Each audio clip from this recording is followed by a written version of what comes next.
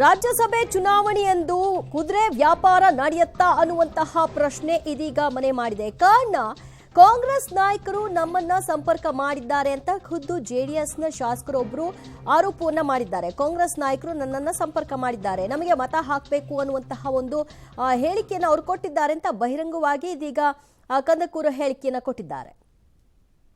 ಎಲ್ಲರೂ ಎಲ್ಲರಿಗೆ ಸಂಪರ್ಕ ಮಾಡ್ತಕ್ಕಂಥದ್ದು ಸ್ವಾಭಾವಿಕ. ಸಹಜವಾಗಿ ಇಂಥ ಚುನಾವಣೆಗಳು ಬಂದಾಗ ಸಹಜವಾಗಿ ಒಂದು ಪಕ್ಷದವರು ಸಂಪರ್ಕ ಮಾಡಿದ್ದಾರೆ, ನಮಗೂ ಮಾಡಿದ್ದಾರೆ. ಸ್ಪೆಸಿಫಿಕ್ ಆಗಿ ಕಾಣ್ಸೆ ನೇಮ್ ಸಂಪರ್ಕ ಮಾಡಿದ್ದಾರೆ. ನೋಡೋಣ ನೋಡ್ರಿ, ಈಗ ಮೈತ್ರಿ ಸರ್ಕಾರದಾಗ ಕ್ಯಾಂಡಿಡೇಟ್ ನಾವು ಹಾಕಿ ಅಂದ್ಮೇಲೆ ವಿರೋಧದವ್ರು ಸಂಪರ್ಕ ಮಾಡ್ತಾರೆ, ಆಡಳಿತರು ಯಾಕೆ ಸಂಪರ್ಕ ಮಾಡಿದ್ದಾರೆ ಹೇಳ್ತೀನಿ. ಅದ್ರಾಗ ಏನು ತಪ್ಪಿದೆ?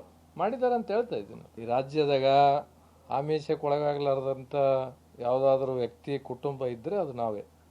ನೋಡ್ತೀನಿ, ಹೇಳ್ತೀನಿ ಅಂತ ಹೇಳಿ. ನಾನು ಇನ್ನೂ ನಿರ್ಧಾರ ಮಾಡಿಲ್ಲ. ಯಾಕಂದರೆ ಇವತ್ತು ನಮ್ಮ ತಂದೆಯವರು ಇದ್ದರೆ ನಮ್ಮ ತಂದೆಯವರು ನಿರ್ಧಾರ ತಗೊಂತಿದ್ರು. ಇವತ್ತು ನಮ್ಮ ತಂದೆಯವರು ಇಲ್ಲ.